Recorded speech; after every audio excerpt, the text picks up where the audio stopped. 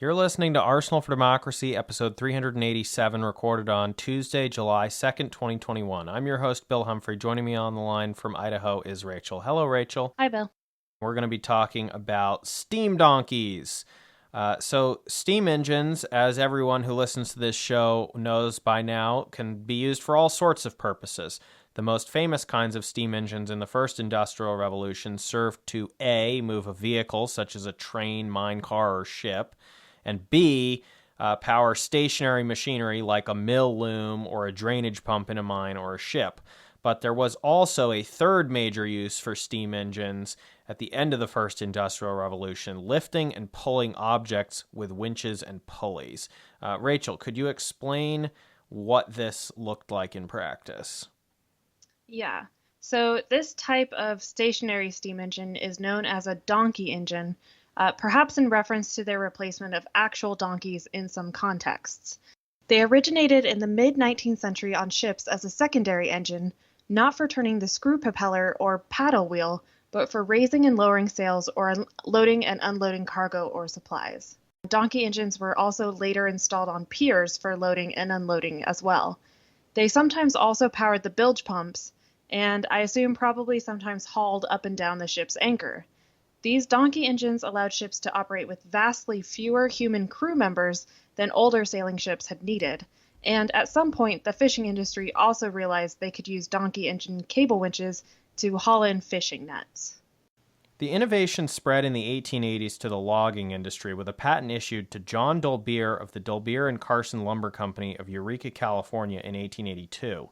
In logging, the donkey engines could be used to winch long ropes or wire cables to drag massive timber from deep in the forests of the Pacific Northwest to more accessible locations for sawmilling or transport by boat or rail. The engines could operate almost all year round, regardless of most weather conditions, and operate over much worse terrain than draft animal teams, usually oxen or horses, or even human teams, could operate in. And quoting from Coos History Museum's website, the editor of the May 1892 edition of West Coast Lumberman had this to say about the Dolbear logging engine. It weighs 8,000 pounds, and careful loggers state that it will do the work of 90,000 pounds of horseflesh. That is about 70 horses or 80 oxen. It yanks 10,000 or 12,000 feet of logs around apparently as easy as a politician makes promises. There are a goodly number of these engines of which the writer knows, and they are all doing satisfactory work. Donkey engines became so ubiquitous in logging and relatively inexpensive for a company to buy that they were often abandoned in place when a timber harvest area was completed rather than bother packing them out, and many of them remain in the backwoods today, and you can visit them at various museums or trails.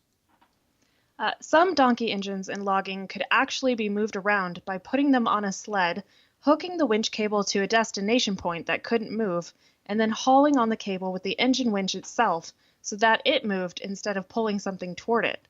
This was often used to move it further inland, or in some cases, the sled would be put on a river raft and the engine would winch itself upriver against the current. The winch cables ended up getting so long as the cable manufacturing technology got better in the late 19th century, which is probably a topic for another episode, that the donkey engine operators had to use steam whistles to communicate with logging crews out of visual or shouting range, much like a tugboat, in an effort to reduce the number of deaths and maimings from the cable pulling taut suddenly. Today in the logging industry, air horns are used in place of steam whistles. Donkey engines were also used along logging railroads to power vertical pulleys to load and unload logs or planed timbers onto trains. Some of the steam donkeys in the logging industry grew to be quite elaborate in their heyday, with entire structures built around them to provide shelter for the engine operating crew, much like the cabin for a locomotive crew, except if you imagine an actual cabin in the woods being installed around the engine. Steam donkeys were eventually succeeded by internal combustion engines and ultimately by diesel-powered tracked vehicles that could pull logs across difficult terrain and keep pulling to a final location rather than having to hand off the log to another winch cable when it reached the donkey engine. Until the 1920s, steam donkeys were usually wood-fired to generate steam, and employers finally pushed to implement oil-fired steam engines for the same reason railroads hoped to switch fuel sources: the ability to eliminate a fireman whose job was shoveling solid fuel into the boiler. But unlike steam locomotives on well-supplied rail lines, another specific problem for logging steam donkey engines in the backwoods was that they were not always near an easy source of re-watering for the boiler to heat up, and they tended to pose a wildfire risk in the middle of the valuable resource they were helping to harvest. So, the logging companies pushed past the oil-fired steam phase toward the internal combustion phase as soon as that was considered practical and cost-effective, albeit with some delays in the transition during World War II rationing periods. By the end of the 1950s, steam donkeys were gone from the logging industry.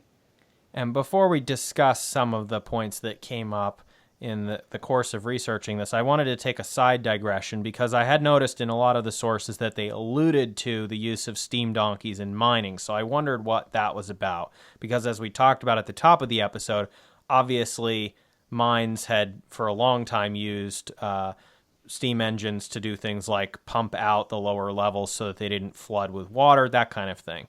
But apparently some mining companies, generally in the same type of areas that were heavy logging areas in the Pacific Northwest, so you would already have people who are familiar with them and companies manufacturing them to order. Some of those mining companies found a utility for these stationary hoisting engines as well. Rather than dragging something, they were lifting, and in this case, they were unloading heavy machinery from truck beds and rail flat cars. And I found a couple of sources that talked about that. They didn't get into too much in the way of specifics, so I thought about other possible uses, like maybe they were, if you had more sort of open mining, you could lift up and down the equipment, but I don't think that really happened because I don't think that was as common of a mining technique at the time. And then later, a lot of mining companies switched to hydraulics for their various lifting needs anyway, in which case that doesn't have anything to do with steam engines. Mines, as I said, had long had their own uses of stationary steam engines on site, including for drainage pumping and even sometimes elevators. Their technology tended to be off in its own category, with relatively minimal overlap with a lot of the other aspects of the Industrial Revolution after things kind of branched off at the end of the 1700s and into the early 1800s. And as I said, they used hydraulics for a lot of those functions, which is a completely unrelated technology. This is obviously going to be a relatively short episode, partly just because of the topic material, but I did want to have a little bit of a discussion here before we wrap it up.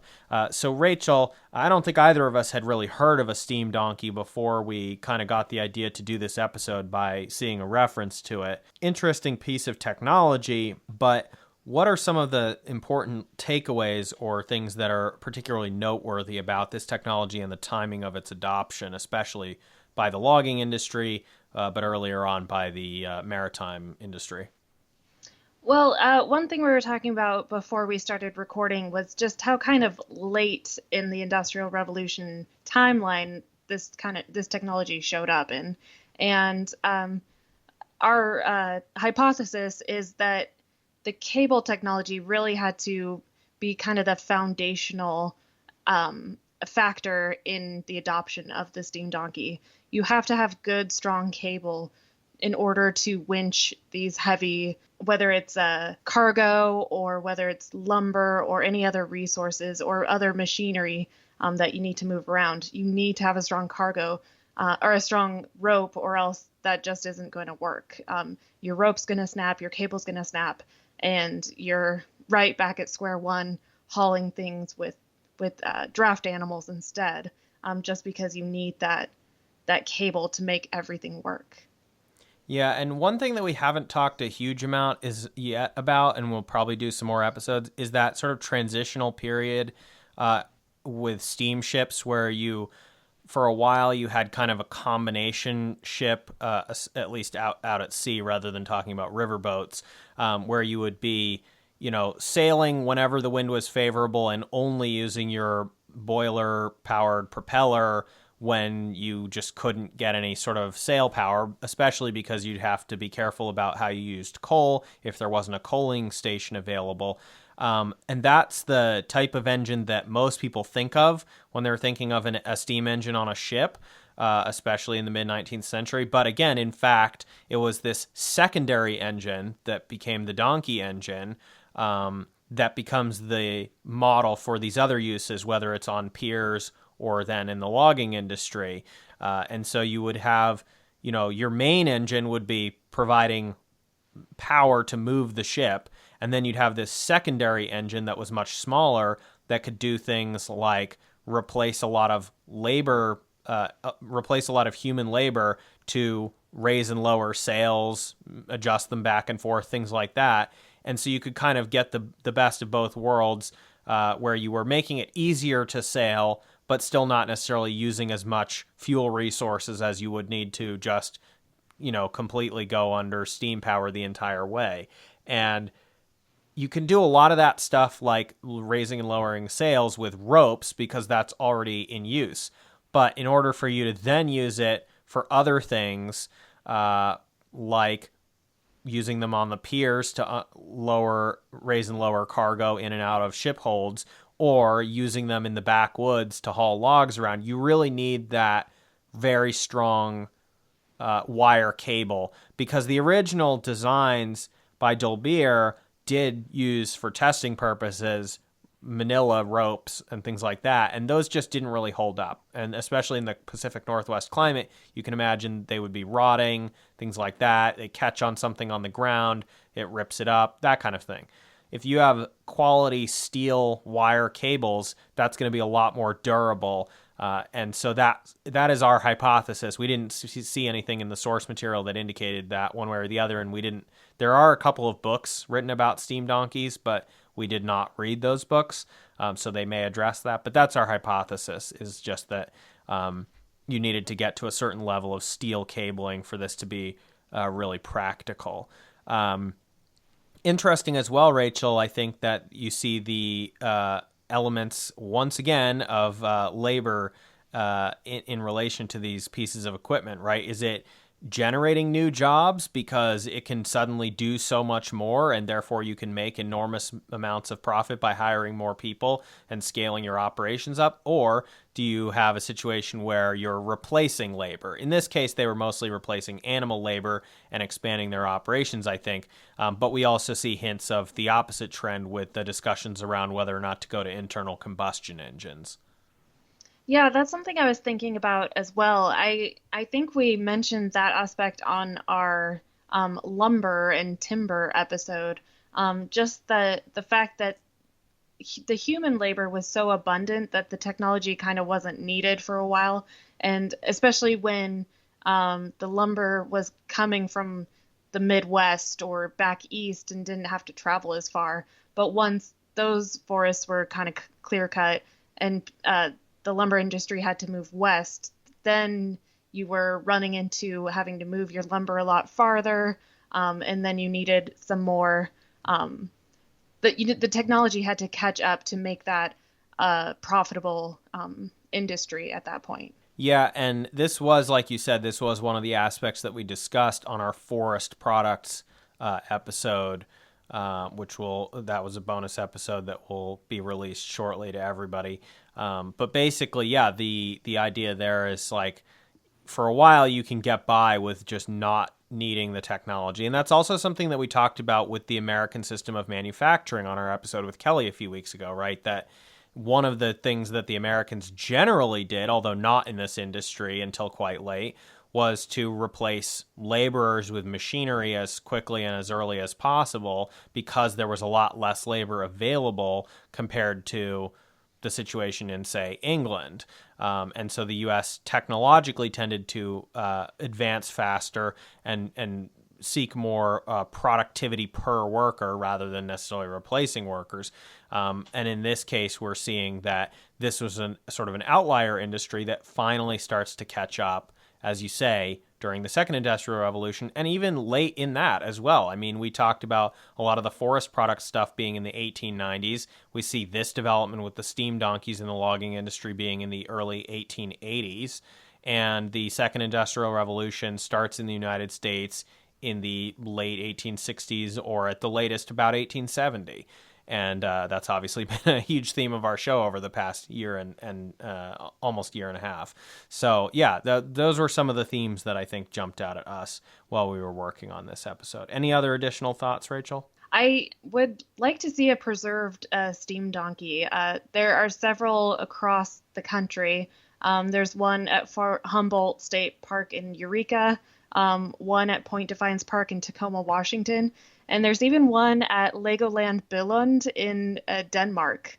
So I think it would be pretty interesting to see these displayed steam donkeys and see just the scale of their power and what they were able to do. All right. Well, that's going to do it for our episode on steam donkeys. All right. Well, Rachel, thank you so much for being on this week. It was good to be here.